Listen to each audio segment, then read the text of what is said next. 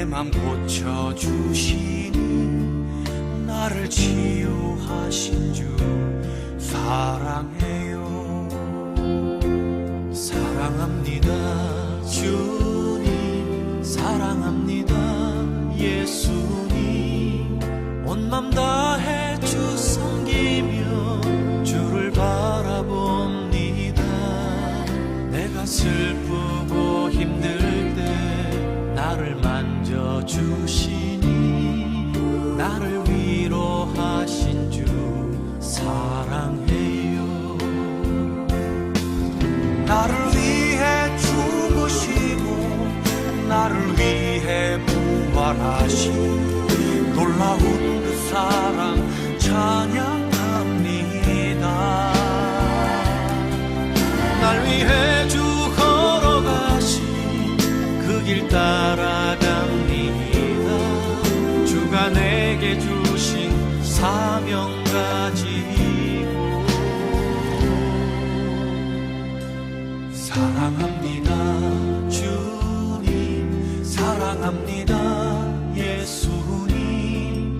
주님 향한 내 마음을 기뻐 노래합니다. 내가 아프고 힘들 때 내 맘 고쳐주시니 나를 치유하신 주 사랑해요. 성도 여러분, 12월 21일 월요일 아침 묵상의 시간입니다. 오늘도 우리 하나님의 은혜와 평강이 여러분의 가정과 직장과 사역 위에 충만하게 넘치시기를 우리 주 예수님의 이름으로 간절히 축원드립니다. 오늘은 요한일서 네 번째 시간입니다. 요한일서 2장 7절로 11절까지의 말씀을 본문으로 계명 준수의 핵심이라는 제목으로 은혜의 말씀을 함께 나누고자 합니다. 먼저 본문의 말씀을 제가 봉독해 드리도록 하겠습니다. 사랑하는 자들아, 내가 새 계명을 너희에게 쓰는 것이 아니라 너희가 처음부터 가진 옛 계명이니 옛 계명은 너희가 들은 바 말씀이거니와 다시 내가 너희에게 새 계명을 쓰노니 그에게와 너희에게도 참된 것이라. 이는 어둠이 지나가고 참빛이 벌써 비침이니라. 빛 가운데 있다 하면서 그 형제를 미워하는 자는 지금까지 어둠에 있는 자요, 그의 형제를 사랑하는 자는 빛 가운데 거하여 자기 속에 거리낌이 없으나 그의 형제를 미워하는 자는 어둠에 있고 또 어둠에 행하며 갈 곳을 알지 못하나니 이는 그 어둠이 그의 눈을 멀게 하였음이라. 아멘.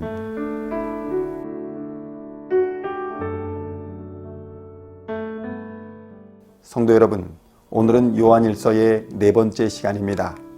우리는 지난 시간에 계명을 지켜야 하는 이유에 대하여 나누었습니다. 우리는 계명을 지킴으로 영적인 성장을 이룰 수 있고 이를 통해 하나님의 부르신 부름의 사명을 잘 감당할 수 있음을 알게 되었습니다.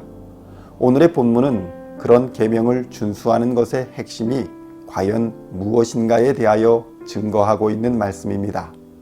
요한은 예수 그리스도의 계명의 핵심은 사랑의 실천에 있다고 증거합니다.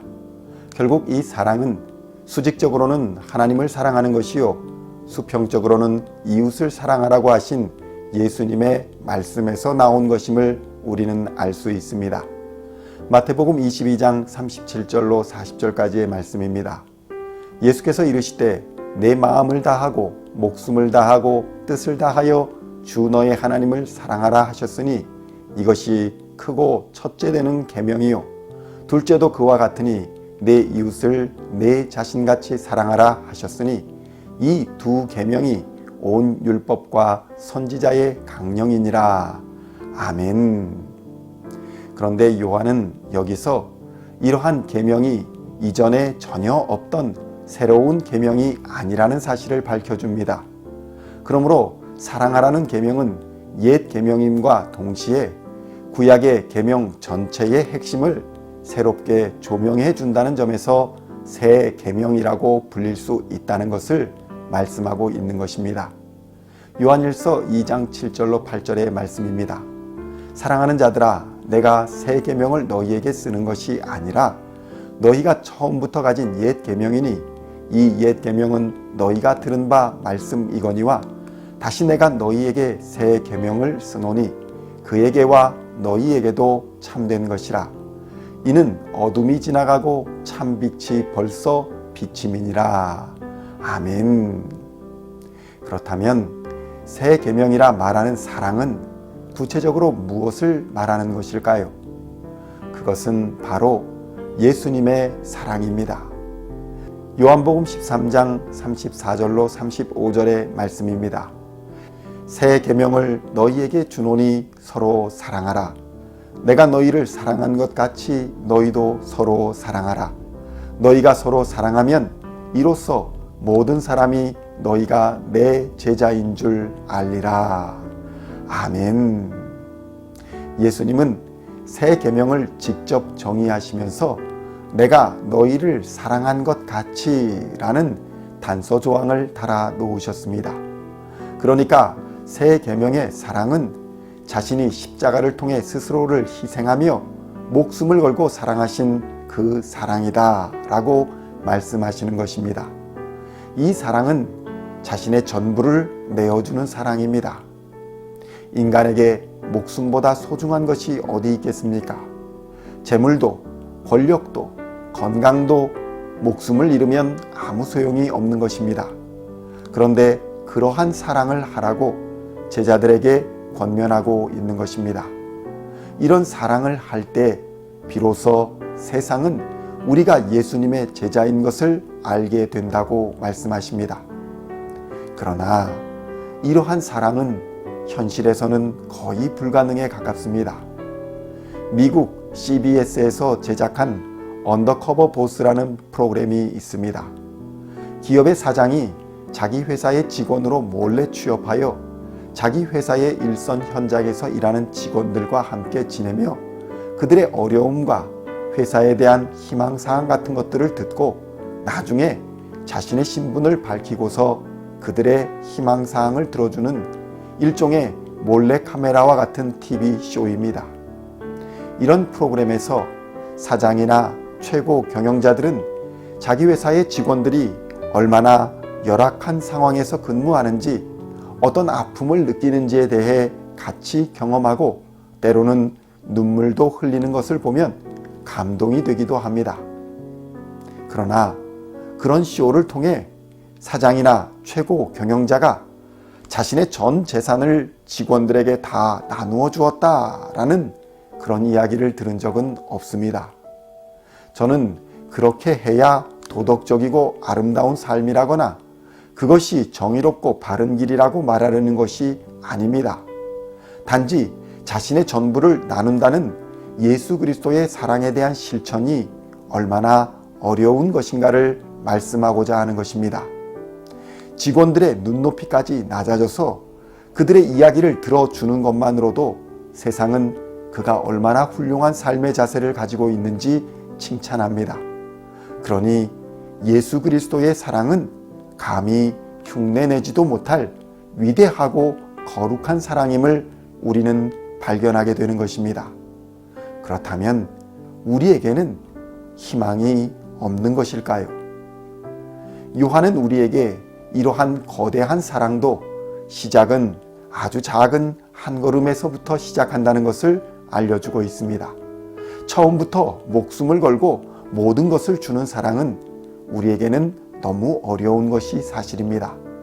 그렇다면 예수님의 사랑에 이르기 위한 첫걸음은 과연 무엇이라고 요한은 말씀하고 있을까요? 요한일서 2장 9절로 11절의 말씀입니다. 빛 가운데 있다 하면서 그 형제를 미워하는 자는 지금까지 어둠에 있는 자요, 그의 형제를 사랑하는 자는 빛 가운데 거하여 자기 속에 거리낌이 없으나 그의 형제를 미워하는 자는 어둠에 있고 또 어둠에 행하며 갈 곳을 알지 못하나니 이는 그 어둠이 그의 눈을 멀게 하였음이라. 아멘. 그것은 바로 미워하지 말라는 것입니다. 형제를 미워하는 자는 어둠에 있는 자라고까지 말씀하고 있는 것입니다. 성도 여러분, 목숨을 걸고 사랑하는 일은 못할지언정 미워하지는 말아야 할 것입니다. 최근 인터넷을 보면 상대방을 향한 미움과 분노의 글을 종종 보게 됩니다. 연예인들이 이런 종류의 저주가 담긴 미움의 말과 행위로 인해 목숨을 끊는 사건들도 발생합니다. 형제를 미워하는 자는 어둠이 눈을 멀게 하여 갈 곳을 알지 못하는 자와 같다고 성경은 말씀합니다. 그런 자들은 시간 문제일 뿐 사방천지 분간을 하지 못하고 다니다가 결국 큰 화를 입게 될 것이 분명합니다. 우리는 형제를 미워하지 말아야 합니다. 새 계명은 우리에게 위대한 사랑의 실천에 앞서 먼저 형제를 미워하지 말라고 당부하고 있는 것입니다. 오늘도 형제를 미워하지 않는 첫걸음부터 잘 떼는 것이 새 계명을 지키며 성도의 구원을 온전히 이루어가는 것임을 깨닫고 실천하는 시온의 성도님들이 다 되시기를 우리 주 예수님의 이름으로 간절히 축원드립니다. 기도하시겠습니다. 하나님 아버지, 감사와 찬양을 드립니다. 한 해를 마무리하는 시점에 우리가 새 계명의 말씀을 듣게 하시니 감사합니다. 모든 사랑의 본질이며 증거이신 예수 그리스도를 순종함으로 잘 따라가는 삶이 되게 하시고 그의 장성한 분량까지 닮아가는 인생이 되게 하여 주시옵소서. 예수님의 이름으로 기도하옵나이다. 아멘. 주께 가까이 날 이끄소서. 간절히 주님만을 원합니다. 채워주소서. 주의 사랑을 진정한 찬양 드릴 수 있도록 목마른 나의 영혼 주를 부르니 나의 맘 만져 주소서. 주님만을 원합니다. 더 원합니다. 나의 맘 만져 주소서.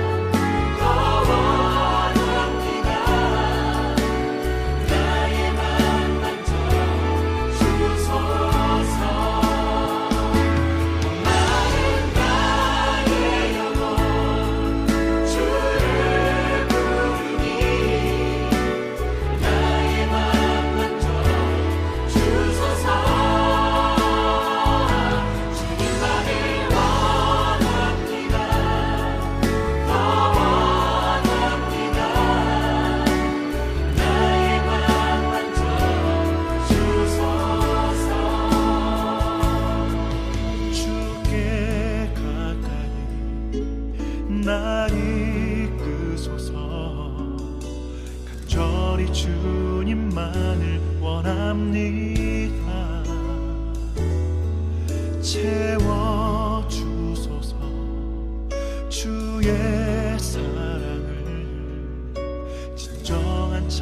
찬양 드릴 수 있도록